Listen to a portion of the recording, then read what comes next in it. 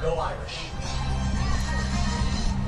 Welcome into Notre Dame Stadium. I'm Jackson Neill, that's Sabrina Hoover. We're here before senior day for the Irish as they host Syracuse. Sabrina, can you believe it's already time for the last regular season home game? It's insane to kind of get to see everyone here in the crowd. They're all bundled up. It's a little bit chilly today, not terrible though, a little colder in the shade, but senior day, to have the friends and the family, all the players walking out to them. Marcus Freeman talked about this being such an emotional day for him as well. I mean, he talks about them being almost his own children. Yes. So, I mean, to see this all come to light, it's crazy. It's crazy. It is really. It's a really fun day, special day. There's going to be 32 players honored going before the game. Notre Dame released the whole list. Not going to go through all of them, but obviously some big names on there like Malachi Fields, yes. Eli Raritan. Well, is there any player in particular you're kind of excited to see pre-game? Definitely. Malachi Fields. I know I talk about him a lot, but I mean, he had 2 touchdowns in that Pitt game last week. He's really just becoming such a great addition to this wide receiver room. CJ Carr loves the guy. It seems like that he throws to him and Will Pauling a lot, and especially Eli Raritan. But I mean, to have him come from Virginia to kind of make a statement so far throughout this season is huge. And I mean, I'm hoping, I think he's going to have a great big game today, knowing that it is senior day, a lot of emotions yes. going on. It's going to be his last, home game here at Notre Dame Stadium.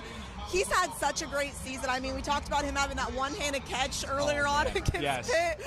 I can't even imagine what he could do in this game as well, but I'm just expecting him to have a big game. Yeah, I'm excited to see Eli Raritan come out of the tunnel right there. I mean, when you think about college football and college sports generally these days, a lot of times there aren't 4-year players yes. at one school. With the transfer portal, guys are constantly moving around.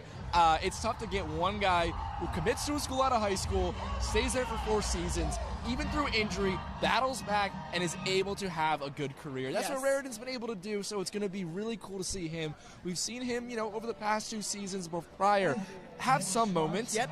This year, he's really broken out. I know the touchdown hasn't come yet. We're waiting for that touchdown at any point. It could be today. Could be today. I can see that possibly happening, but he's 3rd on the team in receptions, 3rd on the team in yards. It's kind of been the perfect season for him in his senior year. Really, really special moment. Also want to highlight Justin Fisher, Mishawaka Yes. High School alum.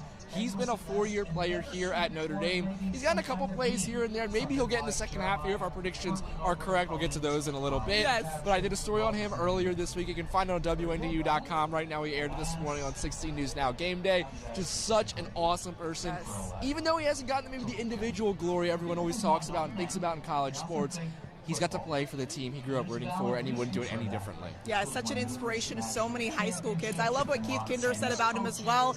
Obviously making such a big impact here at Notre Dame. And I also want to point out, Senior Day is also going to welcome Stephen Jelly yes. from Syracuse. We actually just saw him on the sideline throwing the ball. He does have a boot on his leg. As everyone knows, he's out for the season, but he did make the trip, so I think that's huge as well.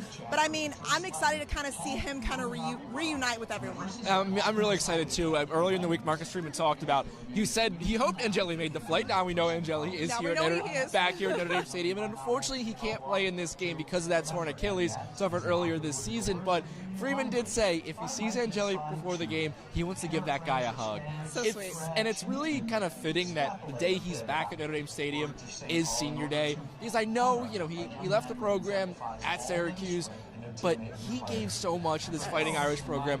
Remember, last year in that Penn State semifinal game, Yes. Notre Dame doesn't win that football game if Angeli doesn't come in and lead that drive there at the end of the first half. Notre Dame does not make the national championship game last year without Steve Angeli, in my opinion, coming in that spot. So this guy has been a crucial part of this program throughout the years. I'm really excited that the day he's back is the day that I'm honoring the seniors, and I hope Freeman gets to see him pregame. And I know Marcus Freeman also said, he gave so much to this program, but also, I mean, to have him, starting as the Syracuse quarterback earlier on the season, I mean, Marcus Freeman talked about how just big that was for him to kind of see him make his mark at a different university. And then don't forget, I mean, because of the torn Achilles, he still could have some eligibility left. Before he got injured, he was one of the nation's leading passers. Yes. He was putting up crazy numbers in that Syracuse offense. We saw Kyle McCord do that last year for them. Maybe Angeli's back next year, and maybe he's putting up some big numbers. Yeah. We'll absolutely see. But let's talk about this game today. So Notre Dame's coming into this one expected to be heavy favorites. I think that's one way we can put it right now. What are just some things you're looking out for in this game? Definitely on the defensive side of the ball. I mean, this defense was outstanding in that game against Pitt last week. I think if they can continue to do that, what they did last week in this game against Syracuse, I mean, they're going to go up against another freshman quarterback in Syracuse. Syracuse is a team that really hasn't had a lot of success this season. I think that's the biggest thing is here towards the end of the regular season. Can this Notre Dame defense continue to find consistency? That's the biggest thing. And I know, too, the biggest thing that we have talked about, I know you're going to talk about it as well, field goals. Yes. So exactly. The field goal, the kicking game has been up and down. Up and down, to say the least. Up and down this season. I mean, Boston College was definitely the low point of the year. Missed extra points, missed field goals. Now, since then, Eric Schmidt has taken over. He has been solid. He's made all of his extra points since being named the starter. There's been a lot of extra points. He didn't score in a lot. Right. However, he's missed his field goals. He's yet to make a field goal this season. I know in this game, they don't need a field goal. Notre Dame does not need a field goal to win this football game. They probably only need a couple touchdowns if we're being honest. But to get a field goal today, in front of your home crowd, it should be a favorable crowd. You're up. It could be a time to kind of get some of those nerves off, get over the hump, just get that first field goal. It's kind of like a three-point shooter in basketball. Once you're in a slump, once you finally see one go through the net, it kind of makes it easier for the second and third one. And I do want to mention on the defensive side of the ball, Tay Johnson. He is out in today's game with a hand injury.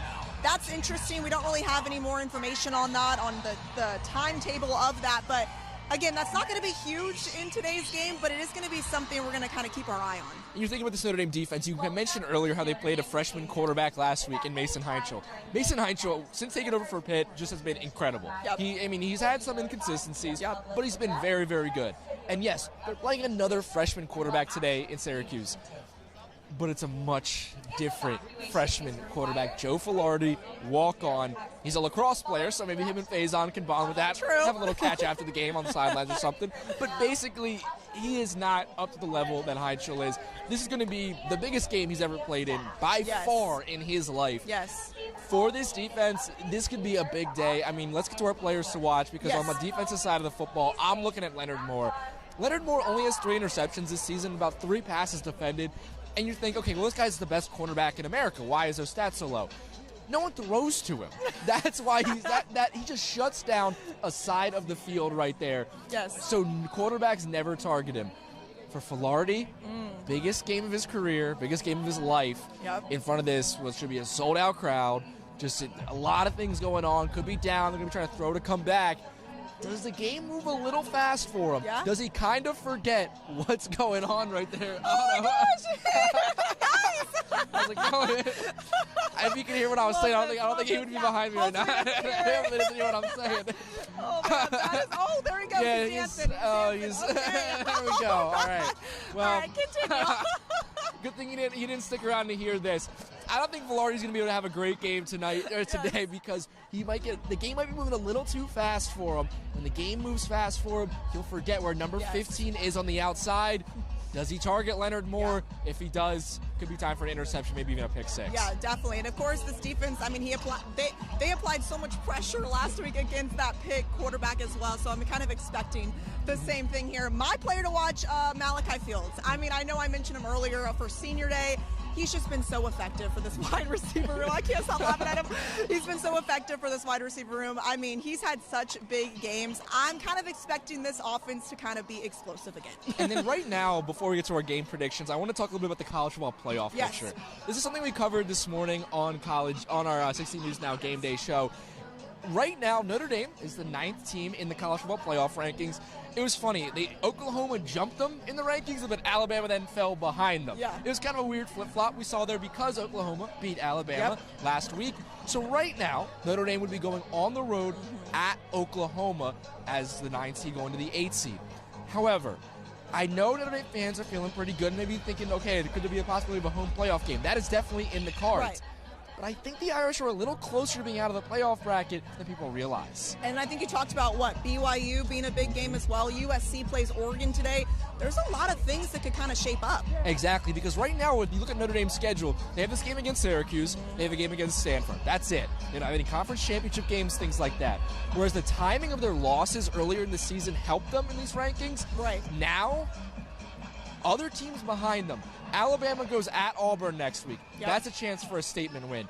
Miami, they're beating Virginia Tech right now. We'll see how that game ends. Right. But they go at Pitt in the last week. That could be a statement win. What if they get a huge win over Pitt, they're close to Notre Dame, and then all of a sudden the head-to-head comes into play? Yep. BYU, if they win the Big 12 championship, they could leapfrog Notre Dame. And you always have to remember the Group of 5 champion gets that 12th and final spot. Yep. So if Notre Dame drops to 11 or 12, they're out of it. And I think that's the biggest thing we've talked about is style points. I mean, at this point in the season, we talked about it in that game against Pitt, in that game against Boston College, we saw what they did. So in this game against Syracuse now, and then also in that game against Stanford, that's going to be huge. And we talked before that Boston College game that the Eagles are probably the worst team that Notre Dame will play this season. Yeah. Syracuse might give them a run for their money in terms of the injuries and everything like that, and the lack of depth, especially the quarterback position.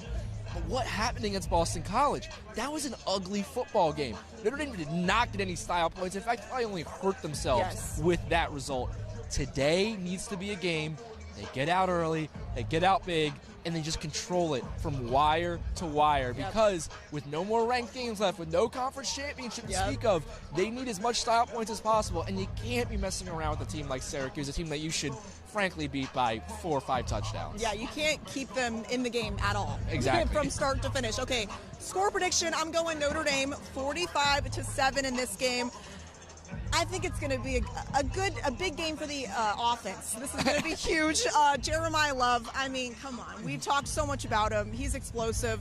He's just continuing to impress us each week. Malachi Fields, of course, I think is going to have a big game as well. Jordan Faison, maybe Eli Raridan. This offense has really shown week after week that they are just the real deal. Exactly. I'm going to go 49-7. Okay. Pretty close right there. I think Jeremiah Love has a huge game today. So right now we think Fernando Mendoza is winning the Heisman, right? Heisman-Doza for Indiana quarterback. Jeremiah Love is kind of in that 4th spot, 4th, 3rd, depending on who you ask. So what if he has a big game today, ups those stats, he could be getting himself an invite to New York? Could that be in the back of coaches' heads? I think maybe. Yeah. So I think I could see him having a huge day as Notre Dame wins 49-7. Remember, you can watch this game right here on WNDU, and you won't see us for the rest of the day. That's because there's no 6 or 11 newscasts, because we know you want to watch some football. A triple header of college football on NBC WNDU today. So stay tuned for that. But thanks so much for watching here, and Notre Dame kickoff coming up in just a little bit on WNDU.